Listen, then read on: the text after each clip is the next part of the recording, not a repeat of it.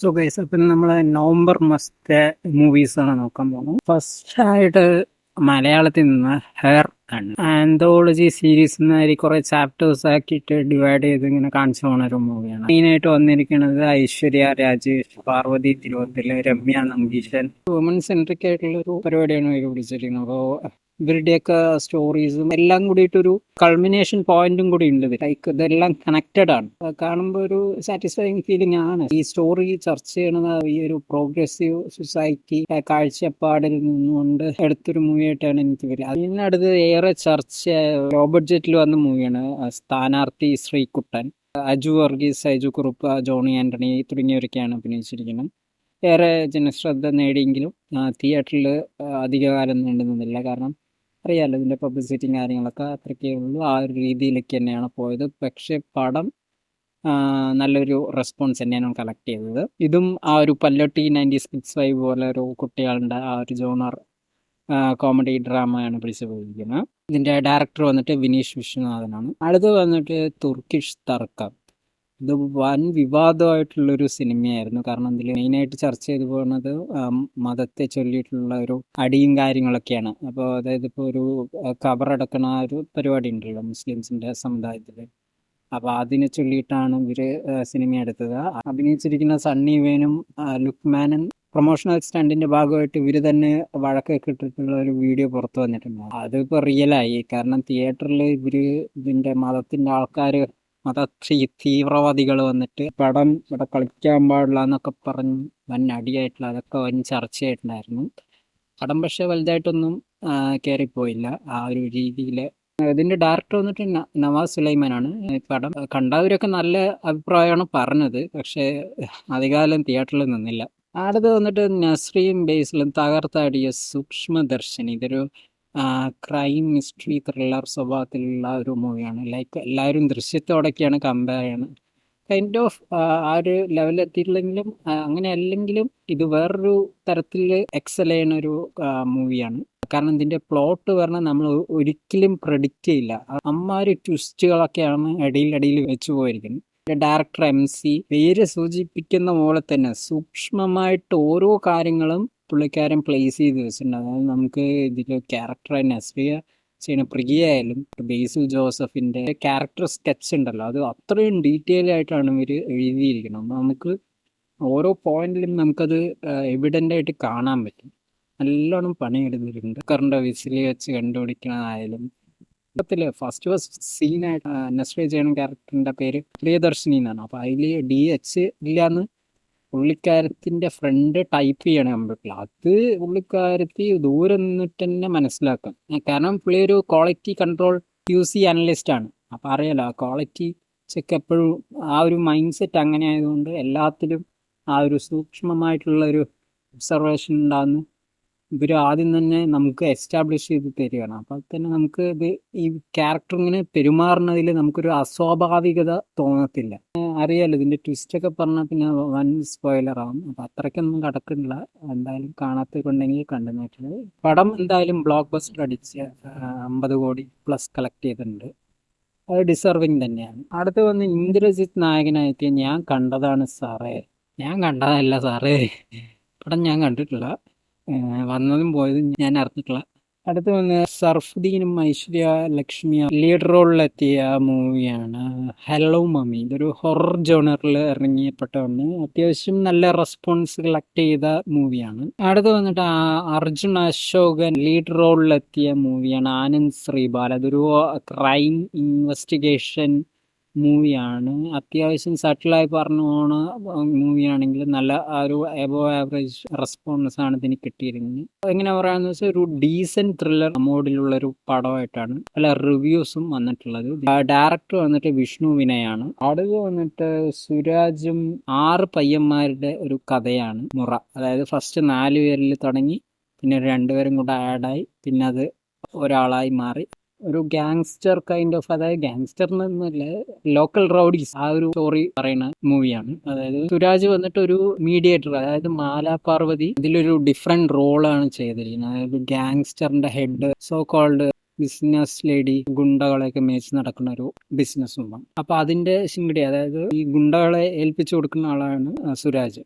ഒരു 4 പയ്യന്മാരുണ്ട്. അവര് ഒരു ഗുണ്ടാ ഗ്യാങ്ങിൽ ചേർന്നിട്ട് ഇങ്ങനെ ഇരിക്കുകയാണ്. സുരാജാണ് ഇവർക്ക് ഈ പണിയൊക്കെ കൊടുക്കുന്നത്. ഈ മാല പാർവതി സുരാജിന് പണി കൊടുക്കും, സുരാജ് ഇവർക്ക് പണി കൊടുക്കും. ഐ മീൻ ആ പണിയല്ല, മീൻസ് പണി ലൈക്ക് ഇന്ന ജോലി ചെയ്യാണ്ട് ഇന്ന അവിടെ പോകണം, ഇന്ന ചെയ്യണം അങ്ങനെ പറഞ്ഞിട്ട്. അവസാനം എന്താന്ന് വെച്ചാൽ ഇത് മൊത്തം ചതിയാണ്. ആ സുരാജ് ഇവനെ ചതിക്കും, അവര് ഇവനെ ചതിക്കും പറഞ്ഞു. അവസാനം ഈ ചെക്കന്മാര് 4 പേരും കൂടെ പിന്നെ ഇടിയാണ് സുരാജ് ടീമിനെതിരെ. അടീന്ന് പറഞ്ഞാ ഒരു ഒന്നൊന്നര അടി. ചറ ഒറാന്ന് അടിയാണ്. അടി അങ്ങോട്ട് തിരിഞ്ഞാട്ടി ഇങ്ങോട്ട് തിരിഞ്ഞ്. പക്ഷെ എന്താ അവസാനം കൊണ്ട് കുളവാക്കി. പോക്കെണ്ണം പറഞ്ഞു ഇത്രയും ബിൽഡ് ചെയ്ത് വന്നിട്ട് അവസാനം കൊണ്ട് അയ്യേന്ന് പറയിപ്പിച്ചല്ലേ. ഇത് അവസാനം ഗുണ്ടയൊക്കെ കിടന്ന് കരയുക. അയ്യോ നീ എന്ത് എന്നെ കൊണ്ട് ഇങ്ങനെ ചെയ്യിപ്പിച്ചല്ലോ പറഞ്ഞിട്ട് കരഞ്ഞിട്ടൊക്കെയാണ് കൊല്ലണ്. എന്തായാലും കുഴപ്പമില്ല. അതായത് നമുക്ക് കണ്ടിരിക്കാവുന്ന ഒരു മൂവി തന്നെയാണ്. സോ ഇങ്ങനെ ബോറാക്കിയിട്ട് ആ ക്ലൈമാക്സ് പോർഷൻ ഒഴിച്ച് കഴിഞ്ഞാൽ ബാക്കിയെല്ലാം അടിപൊളിയായിട്ട് തന്നെ ചെയ്തിട്ടുണ്ട്. അതിന്റെ ഡയറക്ടർ വന്നിട്ട് മുഹമ്മദ് മുസ്തഫയാണ്.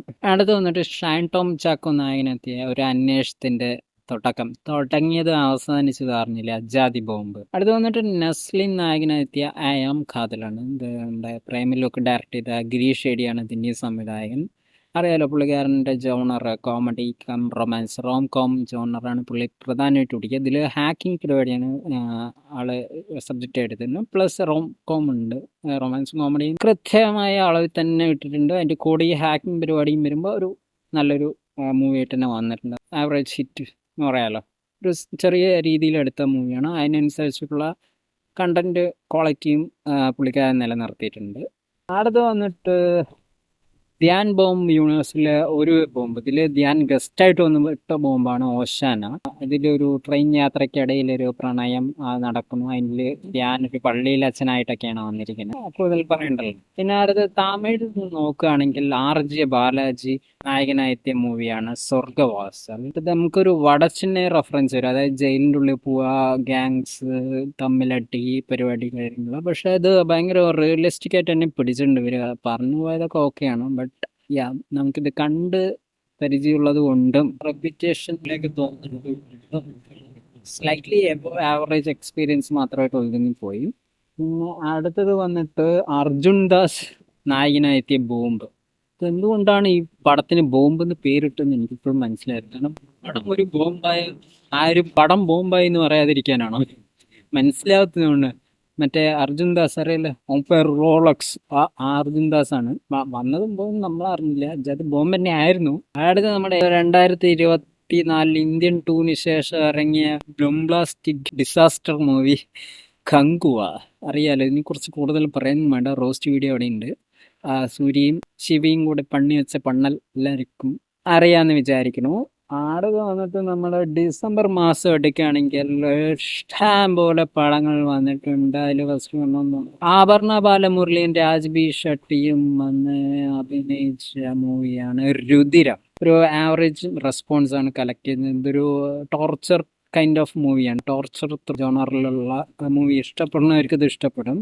കൃത്യമായിട്ടുള്ള ഒരു ആവറേജ് ഓളമാണ് സൃഷ്ടിച്ചത്. എല്ലാ റിവ്യൂസും അങ്ങനെയൊക്കെ ആ ഒരു രീതിയിൽ, അതായത് ഇതിന്റെ മേക്കിംഗ് വൈസ് നോക്കുമ്പോൾ കുഴപ്പമില്ലാത്ത രീതിയിൽ പോകണ്ടെങ്കിലും ലൈക്ക് ഇതിന്റെ സ്റ്റോറി വന്നിട്ട് നമുക്ക് കുറച്ച് പ്രഡിക്റ്റബിൾ സ്വഭാവം ഉണ്ടെന്നൊക്കെയാണ് പലരുടെയും ഒപ്പീനിയൻ. അടുത്ത വന്നിട്ട് നമ്മുടെ ദിലീഷ് പോത്തനും അനുരാഗ് കശ്യപൊക്കെ വന്ന മൂവിയാണ് റൈഫിൾ ക്ലബ്. ആഷിഖ് അബു ആണ് ഡയറക്റ്റ് ചെയ്തിരിക്കുന്നത്. ഇത് എന്നിട്ട് അറിയാലോ, ഔട്ട് ആൻഡ് ഔട്ട് ഒരു പാരലൽ യൂണിവേഴ്സിൽ നടക്കുന്ന ഒരു സ്റ്റോറി ആയിട്ട് കണ്ട അതൊരു അടിപൊളി മൂവിയാണ്. കാരണം അമ്മാതിരി സാധനമാണ് ചെയ്തു വെച്ചിരിക്കുന്നത്. ലൈക്ക് വാട്ട് ഈസ് ഹണ്ടിങ് എന്ന് ഡിസ്കസ് ചെയ്യണ ഒരു മൂവിയും കൂടിയാണ്. സോ ഒരു എബോ ആവറേജ് എക്സ്പീരിയൻസ് ആണ് പലർക്കും. അടുത്ത് വന്നിട്ട് സുരാജ് നായകനെത്തിയ ED എക്സ്ട്രാ ഡീസൻറ്റ്. ഈ മൂവി എന്ന് വെച്ചാൽ ഒരു ബ്ലാക്ക് ഹ്യൂമർ അല്ലെങ്കിൽ ഒരു ഡാർക്ക് പരിപാടിയാണ് ഇവർ പിടിച്ചിരിക്കുന്നത്. ഇപ്പോൾ നമുക്കറിയാലോ മുകുന്ദൻ ഉണ്ണി അസോസിയേറ്റ്സ് അങ്ങനെ കുറേ മൂവീസ് ഉണ്ടല്ലോ, ആ ഒരു റെഫറൻസ് ജോണർ പിടിച്ചിട്ടാണ് ഇവർ പോയിരിക്കുന്നത്. പക്ഷെ ഇത് എൻ്റെ ഡിഫറെൻറ്റ് പരിപാടിയാണ്. സുരാജ് ലൈക്ക് നമ്മൾ ഇതുവരെ കാണാത്തൊരു ലുക്കും ക്യാരക്ടറുമാണ് ഇതിൽ പോർട്രേ ചെയ്തിരിക്കുന്നത്. നല്ലൊരു മൂവിയായിട്ട് തന്നെയാണ് എനിക്ക് പേഴ്സണലി ഫീൽ ചെയ്തത്.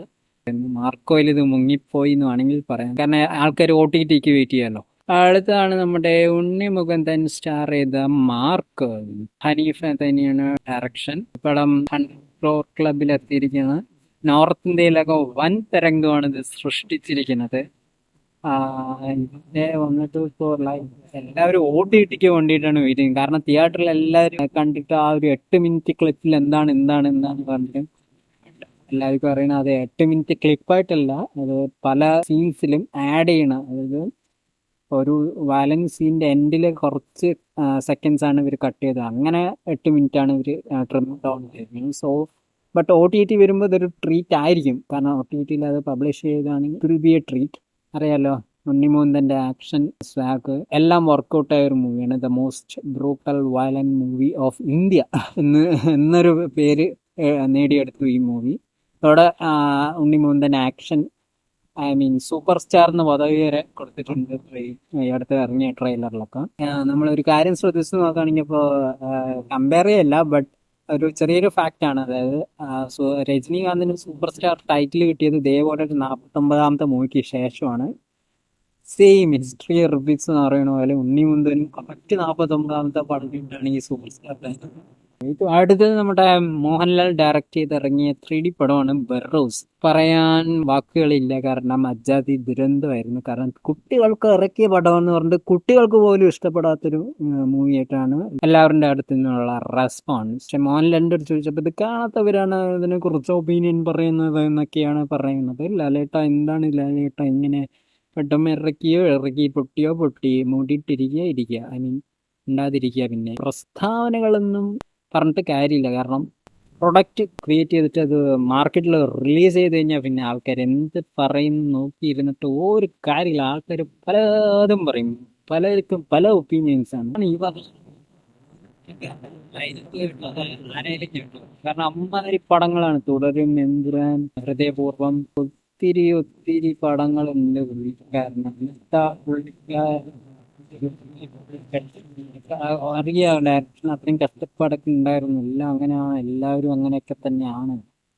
വിട്ടുപിടി അടുത്ത പരിപാടി പൊളിക്കല്ലേ 2025. അടുത്ത തമിഴിലേക്ക് വന്നു കഴിഞ്ഞാൽ വിടുതലൈ പാർട്ടിട്ടോ, സേതുപതി, സൂരി ലീഡ് റോളിലെത്തിയ മൂവിയാണ്. മഞ്ജു വാര്യറും ഒരു ക്യാരക്ടർ പ്ലേ ചെയ്യുന്നുണ്ട്. അറിയാലോ, വിടുതലൈ പാർട്ട് 1 ഉണ്ട്. ആ ഒരു അമ്മാരെ ഹൈപ്പിൽ കൊണ്ട് നിർത്തിയിട്ട് പാർട്ട് 2 വന്നിട്ട് വെറും മെസ്സേജ് വെട്രിമാരൻ ഒരു വർഷമൊക്കെ എടുത്തിങ്ങനെ ഷൂട്ട് ചെയ്ത് അലക്കി വെച്ചിരിക്കുകയാണ്. എന്നിട്ട് എന്തായി അവസാനം വന്നപ്പോൾ ഇത് ഒരു വലിയ എന്താ പറയുക, ഇത് കണ്ട് തീർക്കാൻ പറ്റുള്ള ആൾക്കാർക്ക്. കാരണം ഇത് അങ്ങനെ മെസ്സേജ് ഇങ്ങനെ പറഞ്ഞുകൊണ്ടിരിക്കുക. സംഭവം പറയണൊക്കെ ഓക്കെ ആണ്, പക്ഷെ എപ്പോഴും മെസ്സേജ് മാത്രമായാൽ എങ്ങനെ ശരിയാണ്? നമുക്ക് ആ ഒരു എന്റർടൈൻമെന്റ് വാല്യൂ കൂടി ഉണ്ടാകുമ്പോഴല്ലേ അത് നമുക്ക് ദഹിക്കുക. അടുത്ത് വന്നിട്ട് നമ്മുടെ മിർച്ചി ശിവ നായകനായി എത്തിയ സൂത് കവുൺ 2. ഇത് മറ്റേ വിജയ് സേതുപതി ഫസ്റ്റ് പാർട്ടിൽ അഭിനയിച്ച് ഹിറ്റടിച്ച പടമാണ്. അതിനെ കൊണ്ടെടുത്ത് കുളവാക്കി വെച്ചു. കാരണം ഇത് എക്സാക്ട്ലി റീമേക്കാണ്. ഇവര് ചന്ദ്രമുഖി മണിച്ചിത്രത്തിന്റെ റീമേക്ക് ചന്ദ്രമുഖി പറഞ്ഞ് ഇറക്കിയ ആ ചന്ദ്രമുഖിനെ തന്നെ ഇവര്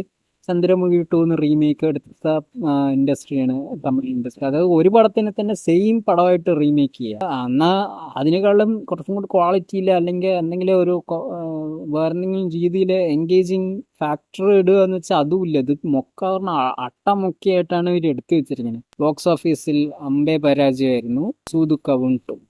അടുത്ത വന്നത് തെലുങ്കിലും നമ്മൾ അറിയാലോ, ദ എവർ ഗ്രോസിംഗ് പൊങ്കല് വരെ ഇറക്കാനിരിക്കുകയാണ് ഇവര്. കോടികൾ ഉണ്ടാക്കി പറഞ്ഞിട്ട് എന്താണ് ഒരു ജീവനൊക്കെ കളഞ്ഞിട്ടാണ് നിങ്ങൾ ഈ പൈസ ഉണ്ടാക്കണമെന്ന് ആലോചിക്കുമ്പോൾ എങ്ങനെയാണ് നിങ്ങൾക്ക് സന്തോഷിക്കാൻ തോന്നുന്നത്? അത് മുഴുക്ക അല്ലു അർജുൻ്റെ കുറ്റമാണെന്ന് പറയുമ്പോഴാണ് നമുക്ക് അതിൽ എന്താ പറയുക, ഇതൊക്കെ എന്ത് വെച്ച് ഈ പ്രൊമോഷണൽ ടെക്നിക്കാണ് അല്ലുബായ് അല്ല മല്ലുബായ് കാണിച്ചു കൂട്ടുന്നത്. ഇവര് ദങ്കലിനൊക്കെ ബീറ്റ് ചെയ്യാൻ, പക്ഷെ ദങ്കൽ എവിടെ കിടക്കുന്നു, ഇതെവിടെ കിടക്കുന്നു? ഇത് ചുമ്മാ പ്രൊമോഷണൽ ഗിമിക്സും ടാറ്റിക്സ് ഒക്കെ വെച്ചിട്ടാണ് ഇവര് എടുത്തിരിക്കുന്നത്. അല്ലാണ്ട് ഔട്ട് ആൻഡ് ഔട്ട് ഓർഗാനിക് ആയിട്ടൊന്നും അല്ല ഈ പടം കളക്ട് ചെയ്തിരിക്കുന്നത്. So it's not worth it എന്നുള്ള ഒരു ഒപ്പീനിയനും കൂടി എനിക്കുണ്ട്. എന്തായാലും ഇതൊക്കെയാണ് നവംബർ ഡിസംബർ മാസത്തിലെ മൂവീസ്. നമുക്ക് ഒരു സ്റ്റാറ്റിസ്റ്റിക്സ് നോക്കാം ഈ വർഷം എന്താ സംഭവിച്ചതെന്ന്.